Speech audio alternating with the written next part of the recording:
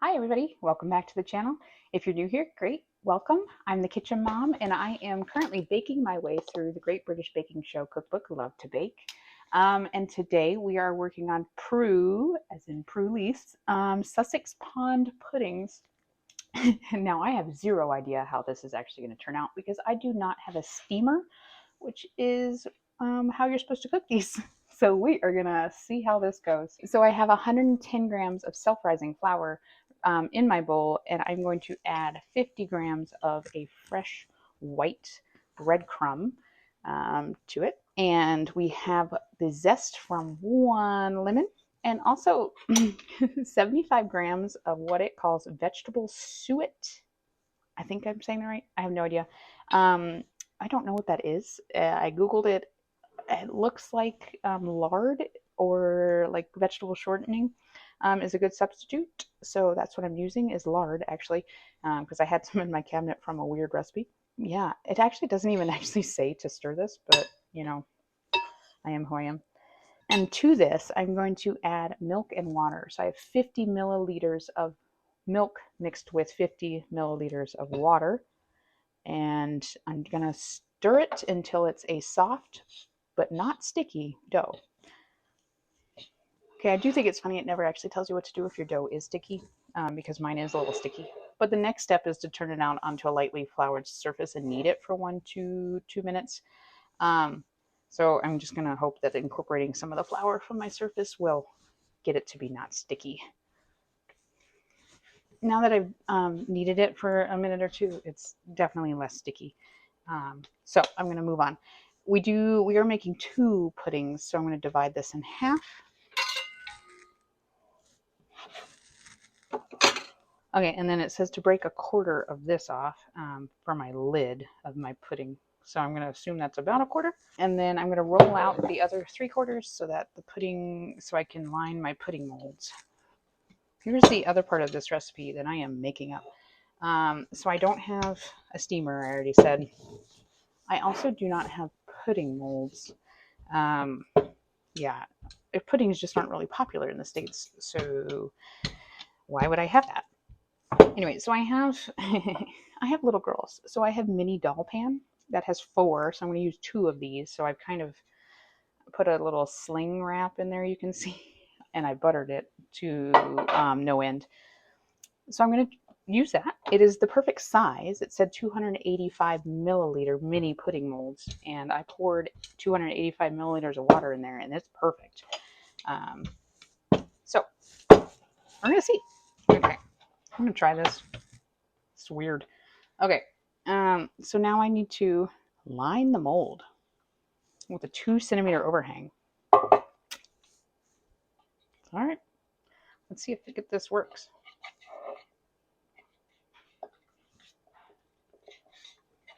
A 2 centimeter overhang, that's a lot. Not that much. This is also about the weirdest dough ever. Breadcrumbs in there. Okay. Okay, that is not pretty.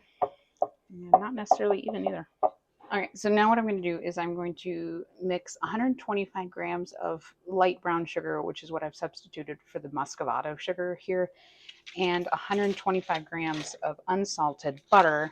And it just says to mix that up. Right? Yep. Mix the butter and sugar together. Okay, so it says to place a quarter of this mixture in each of the molds. So I'm going to do about like that. A big tablespoon. That's a pretty big tablespoon. Okay. I have every belief that this is going to turn into a sopping mess later. I need to do a lemon. This is the weirdest recipe.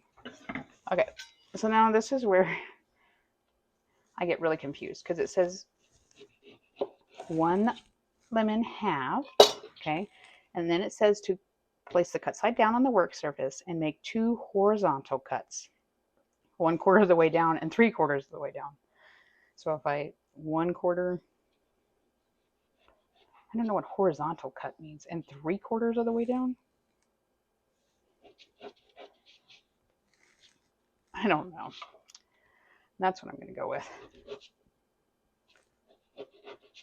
So like basically, I don't know, either side, cutting almost, but not all the way through. Rotate the lemon through 180. I mean, I did it instead of down, I did it sideways. Still facing downwards, and make a similar cut halfway down in the opposite direction the other two. So basically a crisscross right through the little, take that out. You'll end up with a concertina like lemon half. I don't know what a concertina like lemon half is. Whoops. Cut all the way through that one by accident, but I guess like that. That's what I'm going with. I don't know. All right. Place one lemon half pointed end down into the pastry lined mold. This is going to be so lemony. Okay. And cover with the remaining filling.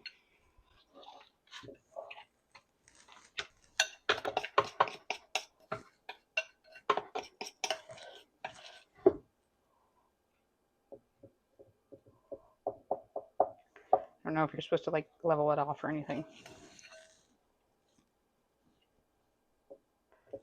Okay, got a surprise lemon in there.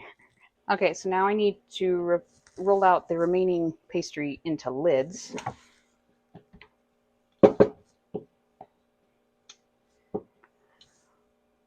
Okay, so I have the two lids. Brush the pastry around the rim of the molds with water. Okay, I'm not even going to get my brush dirty. I'm just going to use my fingers because they're getting dirty enough as it is with this one. And then top with the lids and press to seal. Now it doesn't say anything about the overhang. Am I supposed to leave it like that?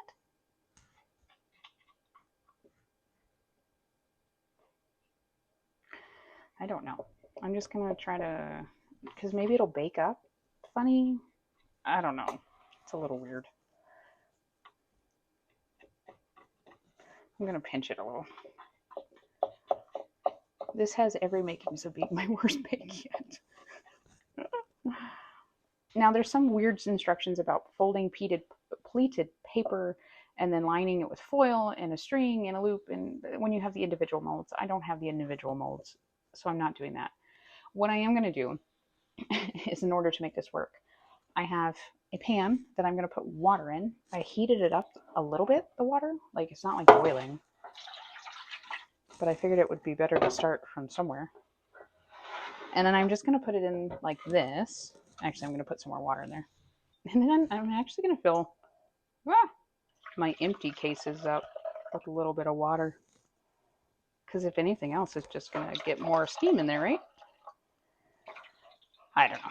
Okay, so I've got about I don't know, it's probably about 5 cups of water in total in my thing. And now I'm going to make my tinfoil tent around it. Yeah, I was going to try to give them a little space. I don't know if I can do that. Like a tent, you know?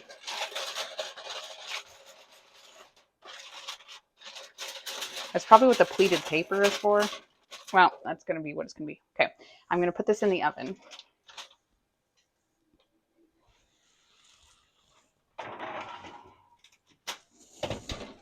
And we'll see what happens. So the steamer does not give any sort of temperature on the recipe. It just says put it in a steamer for 2 hours. So I'm going to do that. I'm going to bake it for 2 hours. But I've got my oven set at about 300 degrees Fahrenheit, which is 145 Celsius-ish. Because I saw something on another website that said that that was a good substitute. I have no idea if this is going to work. So I will see you in 2 hours and we will see. I have my doubts. So before the puddings are done, it says about 20 minutes before they're done, you need to start making your creme anglaise. Is that how you say it? So I have 125 milliliters of milk and 125 milliliters of double cream, heavy cream. I'm heating that up with a half a teaspoon of vanilla paste. It says a vanilla pod. I wasn't going to go buy a vanilla pot. We're using vanilla paste. It's really good. I'm going to heat this over medium heat and to just below the boiling point. Okay, my milk is still back here warming, but I do need to whip up my egg yolks and my castor sugar. So I have 32 grams of castor sugar and 3 large egg yolks. I have to the cream angelaise recipe. That's why it's kind of weird, like 32 or 33 grams. So I'm going to whisk this until it says light, until pale and fluffy. I don't know if I'd go so far as to call it fluffy, but pale. It's a lot paler than it was. And it looks like my milk is just about to boil. And it says just below boiling. So what I'm going to do is it says to pour the milk over the egg mixture, whisking continuously. I'm going to do a little bit at a time so my egg doesn't cook immediately. I would think that would be the idea. I don't want to scramble my eggs, right? Now it just says until combined. So it's combined. And then it says to pour the mixture into a heavy base pan. So I'm just going to cook it back in the pan that I initially did it.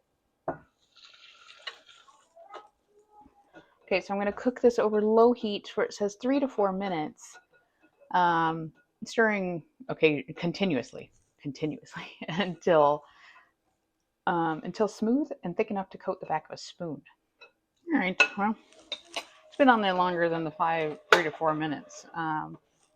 Doesn't look like it's getting much thicker. Just says to remove it from the heat and set aside, and then we will wait the last 2 minutes for the puddings to be done.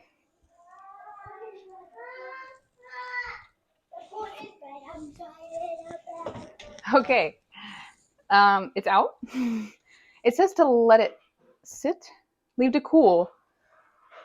It says to remove them from the steamer and then leave to cool. So I'm going to leave them just like they are for 5 minutes, and then we'll turn them out.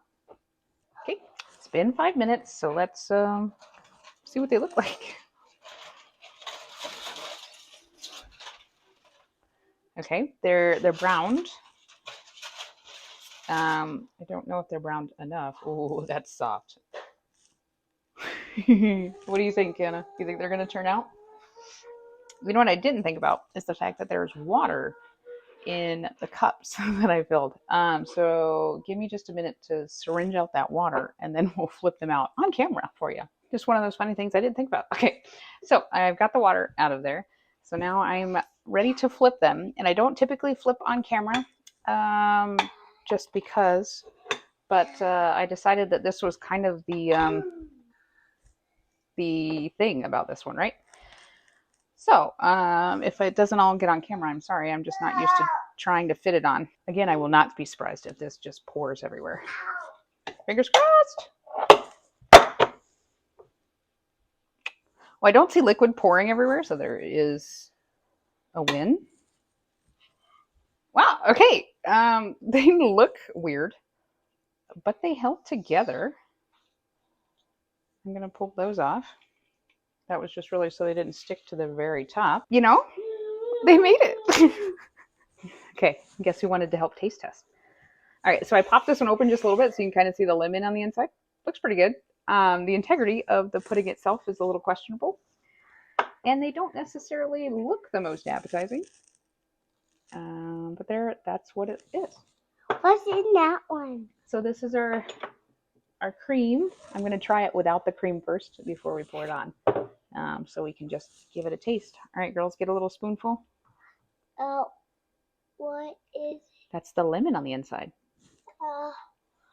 Can I not okay, we'll just get to the outside part. Okay. Wow, that's like really tasty. Here goes, sweetie. Wow. Okay. Yeah. The funny thing is I'm not actually sure you're supposed to eat the lemon part. It's kind of hard. I might just eat around the lemon. I thought it would be overly lemony because there's a whole lemon or a half a lemon in it. It's really good. What do you think, Anna? Yeah? What do you think, Elizabeth? Yeah. All right. Let's pour a little bit of the cream on it and see what happens. I don't think I let it thicken up enough, but it wasn't thickening. It was on there for like 8 minutes, and it just would not thicken. The other one? But oh well. No, it's the same. Huh. Can it be done? Okay, that's really good. I actually am quite impressed. Get out of my way. I'm actually quite surprised that that worked. I really thought I was going to have soup on a plate. So it works. If you take a pan, can you stop eating for just a second? So it works if you take a pan and put some water in it and then bake the things right in there. Yeah, it probably, I mean, maybe it could have gone in the oven a little bit longer, but it was in there for 2 hours. So anyway, that was our latest bake on the Great British Baking Show cookbook, Love to Bake, Prue Leith's own puddings. Yeah.